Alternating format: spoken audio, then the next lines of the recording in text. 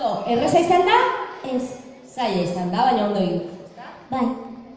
Zuek zer uste duzue? Ondo esaten dute hortik. Amar bat. Orduan, orkestraren oparitxo bat merezi duzu, ezta?